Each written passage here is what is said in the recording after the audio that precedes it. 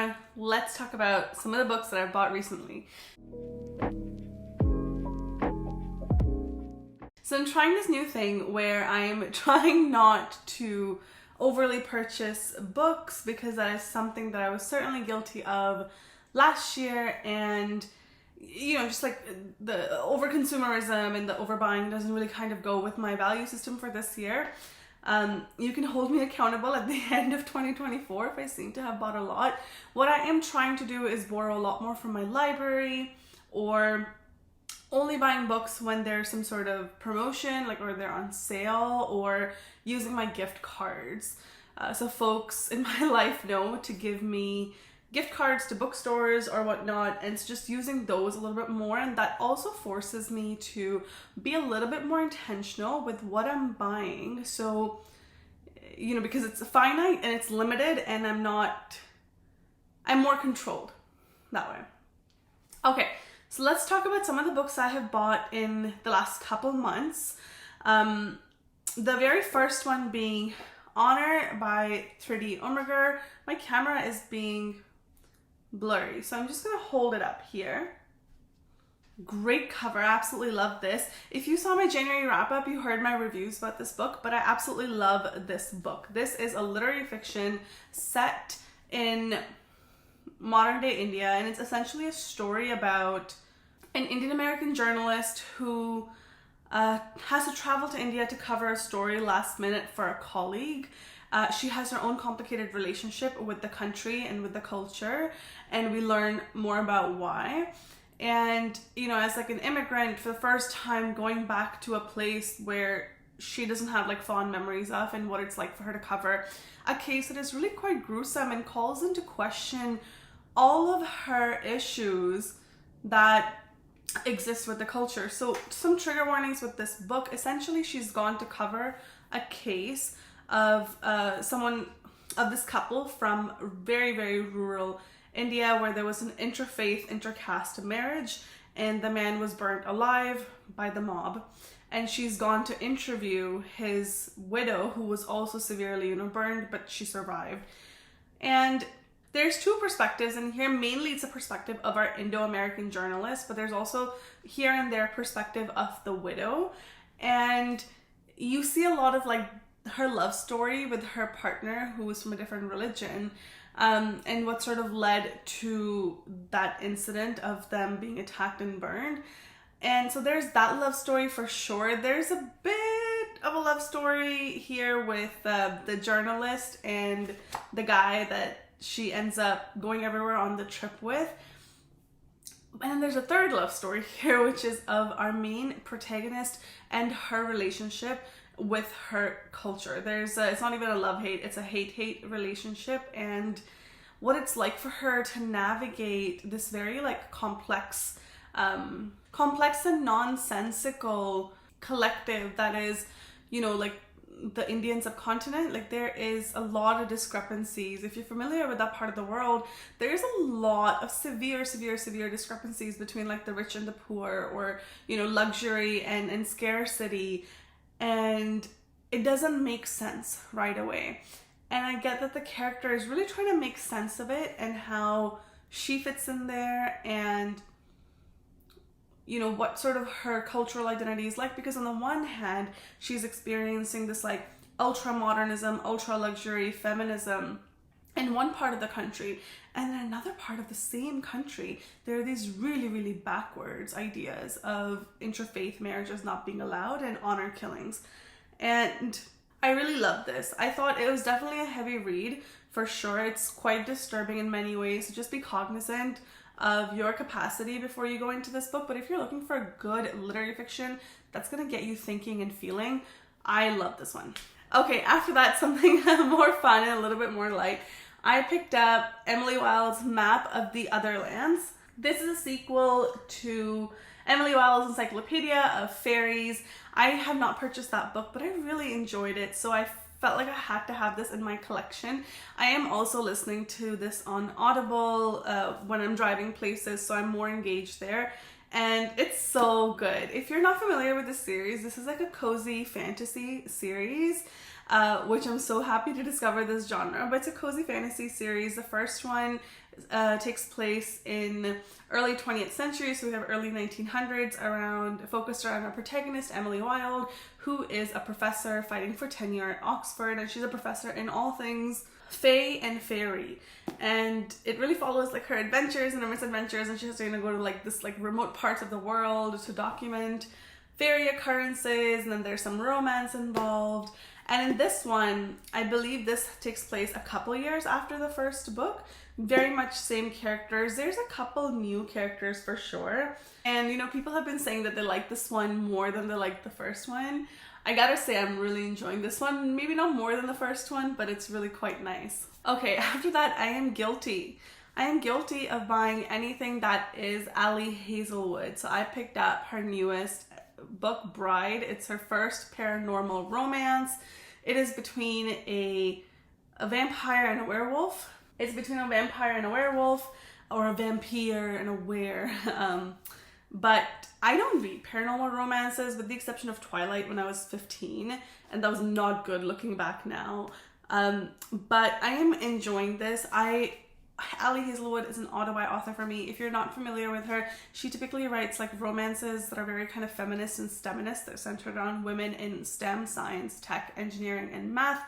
And this one in particular still has like a STEMinist kind of a focus. Our main character, the vampire, Misery, she is a bit of a coder. So I still appreciate that she kept some semblance of that framework that she's so popular for. And yeah, I got this. I'm reading it. I am almost done. You'll hear my thoughts about it at the end of the month in my February wrap up. But this was sort of my February Valentine's sort of a pick. Okay, after that, I picked up a couple books that I really do think really need to be in my collection, and I'm very happy to have them in my collection now. The other ones are upstairs, but I just have one of them. This is Diana Quincy's The Duke Gets Desperate. This is like a little cute old-fashioned mass market paperback that I love, but this is the first one in its own series. I also have two of her other ones from her Clandestine Affairs series. I believe that one is called Her Night with the Duke, and the Viscount Made Me Do It. Yeah, I believe the Viscount Made Me Do It, something like that.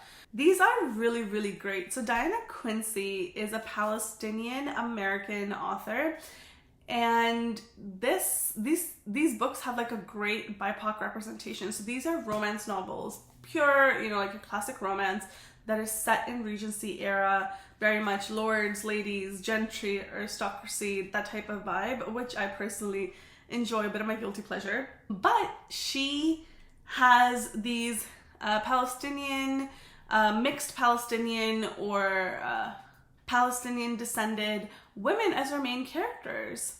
And it's not just performative kind of representation. Diana Quincy, because she's Palestinian, she's also very good at weaving in a bit of the culture, the food, the complexity that you can imagine would come with, like an like an intercultural romance now, for sure, but especially like if you were to imagine it back then in the Regency era, it was very, very complicated, I'm sure. So her novels are great. They are quick, they're bite-sized, they have good romance, they're very spicy, so if it's not your thing, I would maybe think twice before picking them up. But I'm really enjoying reading something that's more culturally inclusive and BIPOC inclusive in one of my favorite genres, which is Regency era anything. Okay, next up, I picked up The 7-Year Slip by Ashley Poston. This is the author of Dead Romantics. I really enjoyed Ashley Poston's YA stuff a few years ago when that genre appealed a little bit more to me, and I wanted to try some of her adult romances. This, I started it, I am about 116 pages through. I had to put it down, I just really wasn't feeling it. I'm going to give it another shot, but this is really, really highly raved about. So this is a romance book with a bit of magical realism in it. So essentially it's about Clementine. She's grieving the loss of her grandma, and she inherits an apartment from her. She moves into the apartment. Next issue wakes up, there's a man there, And turns out the apartment has a magical ability to move 7 years into the past, but only in the past. So it's not sort of like a customize as you go type of time travel machine. And it's a romance that happens between the two of them. People really rave about it. People compare Ashley Poston's adult stuff to Catherine Center's books, and I love Catherine Center. I gotta say, I didn't get the same vibe from it, but I'm going to be giving it a proper shot. I do think we need to do books a little bit justice, because what we like and when we like it is very much dependent on what's happening in our lives at that time and our mood, of course. So if you've read this, let me know how you enjoyed this. Next up, I picked up a book that I have been eyeing, but I have not heard many people talk about. This is Gold Diggers by Sanjana Sathian. And this is an author that I'm not familiar with. I believe this is an Indo-American. Yeah, I believe this is an Indo-American author. And this book essentially seems to be like a magical realism again, and it's literary fiction. But this centers around one Indian American character, Neil Narayan. It seems like he is really kind of feeling a lot of pressure to make it in his like Asian American community and be professionally successful, but he's really just interested in this girl that he really likes, and she has inherited this like recipe for, I think, like a golden lemonade. It reminds me of like King Matthias, who would, anything he would touch would turn to gold type of a thing. So turns out that's what he kind of starts pursuing her for, but it doesn't work out, and then he feels like he needs to pursue her again or get his hands on the lemonade. I'm not doing a very good job of describing this, and I apologize, but if you read the back, it sounds really interesting. I have not read any magical realism that centers South Asian South Asian characters, so I'm very excited about that. And it seems like this book does a really good job of weaving in model minority myth, identity, community, and sort of like the lens that you would go to fulfill the American dream, which sounds quite relatable. And honestly, one of the things that sold me on this book was the blurb here is by Celeste Ng, one of, not my favorite authors, but one of the authors that I absolutely love. She wrote like Little Fires Everywhere and all of those books. So if you've read this, let me know. It seems to have won a lot of awards. New York Times Editor's Choice, longlisted for 2021 Center for Fiction First Novel Prize, one of NPR's best books of 2021. Some really, really great blurbs. So I am excited about this. If you've read it, let me know. Next up, I have a book that I was gifted by a great friend and colleague, and the one that I'm really excited to read, and that's Mame by Jessica George. This is one that I was wanting to pick up, honestly, in February, but I just haven't had like the time or haven't been able to set the intention to read this one. But this is a debut novel. I know it's like really popular on BookTube here, and I've had my eye on it for some time. Seems like it follows our main character, Maddie, who is from Ghana, but she's living in London, and she's a caretaker for her father. And she's a bit of a late bloomer because it seems like she spent her prime taking care of her elderly father, and she's excited to have a lot of firsts in her life. But it seems like that doesn't last very long, and there's definitely themes here of familial duty, racism, female pleasure, complexity of love, and the life-saving power of friendship. Most importantly, it explores what it feels like to be torn between two homes and two cultures, and it celebrates finally being able to find where you belong. Say no more. Sounds great. I'm very excited for this one. Next up, I have a few books that I picked up on Cobo. On my Kobo, I only buy books when they're really on sale, and they're usually like $2, $3, $4, and I usually keep a wish list of books, or borrow a lot from my library. Actually, I only borrow from my library in ebook format, not necessarily physical books, because I already have like a ton of those and I have no space. One book that I hauled in January and I finished, and you'll finish this month and you'll hear more about it at the end of this month, was Aisha at Last by Uzma Jalaluddin. This is her first book, and she's a Torontonian, a Muslim woman, and I love reading more about authors from Canada, and I've heard a lot about this book. This is essentially like a South Asian Pride and Prejudice retelling. And though Pride and Prejudice is not my favorite Austen, I like to read any Austen retellings, and especially like South Asian BIPOC retellings sound amazing. I've also borrowed from my library, and I'm currently in the process of reading The Catch by Amy Leah. I have the first 2 books back there, and that's the setup, I believe, and X's and O's. And I enjoyed those, the first one a lot more, and so the third one, I didn't want to buy it if I wasn't sure I was going to love it, so I'm borrowing it from my library. The Catch is again a rom-com, and it's about our main character who's Chinese American, and she travels to east coast of Canada for work. She's like a self-made influencer, and there she falls in love with someone. It's like a grumpy sunshine type of a trope. I've also picked up Hidden Figures by Margot Lee Shetterly.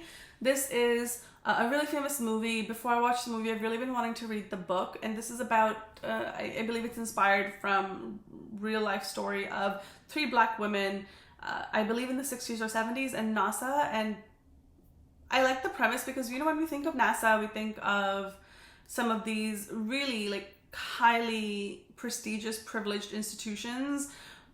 The image that comes to mind is like a white male, and we necessarily don't always think about the diversity that exists in those organizations. And this is really about these like 3 unsung heroes, these 3 Black women who are really essential to a NASA project at that time. And the last book that I recently picked up, and this is going to seem very out of place, my tastes are very eclectic with reading, but I have A Day of Fire. This is multiple authors. We have Kate Quinn, Stephanie Dray, Ben Kane. But this is a compilation of short stories about Pompeii and then the day when Mount Vesuvius exploded. I've always been really interested and intrigued by Pompeii. I was in Pompeii a few months ago, and I got to visit like the city and the ruins and walk around the ruins of Pompeii, original city. And it was really exciting. And so when I saw this book was on sale on my Cobo, I picked it up. It has some really, really great reviews. I haven't started it yet. It's gonna be one that I think you just have to be in the mood for something like that. So I'm waiting to be in the mood for that one. All right, everyone, that's it. Those are some of the books that I picked up recently. Let me know if you've read any of these. What are your thoughts? Are you going to be picking up any of these? Let me know. Let's chat down below. And let me know if there's any interesting books that you have picked up that you think I should also read. I'll certainly take a look at those as well. Thanks for joining me today. I will see you next time.